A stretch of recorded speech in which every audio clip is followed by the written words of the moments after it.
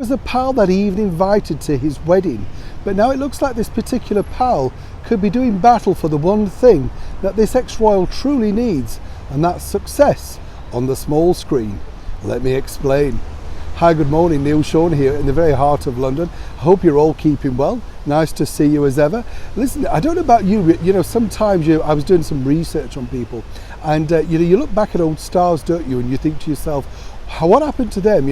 What were they doing? All that sort of stuff. And there was a great series being repeated over here on Saturday morning TV at the moment, which is The Lone Ranger. Do you remember that?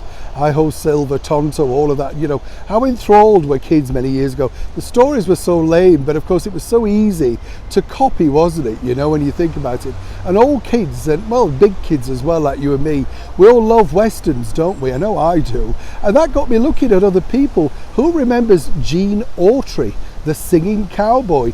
He was a spectacular success when you look back, and almost forgotten in today's terms nowadays. And also, he was one of these, again, TV series, bit of a Western, popped along with a few ballads which charted well, made a lot of money. But did you know that Gene Autry was one of the most, well, gifted, clever and financially independent stars of his era, simply because he actually owned the whole production? So for many years later, well, it got repeated and me and you were watching it week after week on the small black and white sets. There he was, still raking in the cash. You see, people were entrepreneurial even in the very early days of television, a little bit like this particular gentleman and Prince Harry. Now we're talking David Beckham and Prince Harry, who've been friends for many years now. In fact, the Beckhams attended both Catherine and William's wedding and of course Meghan and Harry's wedding. But now things are starting to get a little bit, shall we say, sticky.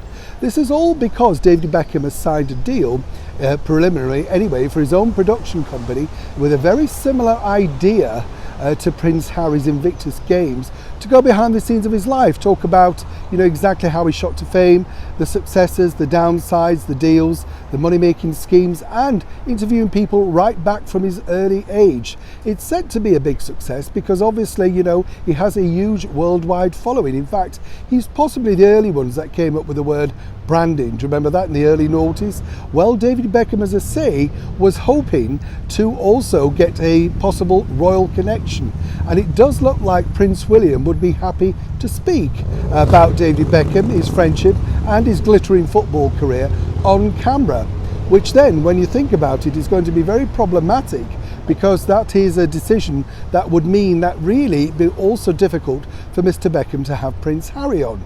And when you also consider that this will be going out to the streaming giant Netflix, and this could become a mega success, this also would just pave the way to proving how quickly, how fast and how easy it is to turn around a product of somebody like Mr. Beckham's story, rather than the thing with the Invictus Games that seemingly is taking forever for Prince Harry and Meghan Markle's production team. Now, as you know, they've had that setback with Pearl, but really Netflix, who are also now moving into the world of taking on advertising following a massive loss of subscribers, are really looking to recoup their money. And they believe that a David Beckham biography, even with Prince William attached, would do a lot to bring back many subscribers. As ever, I'd love to know what you think. Good idea? And is this the format and formula that Meghan and Harry really should have kicked off at the very height of their fame, if you like, and more importantly, the hype that was surrounding them?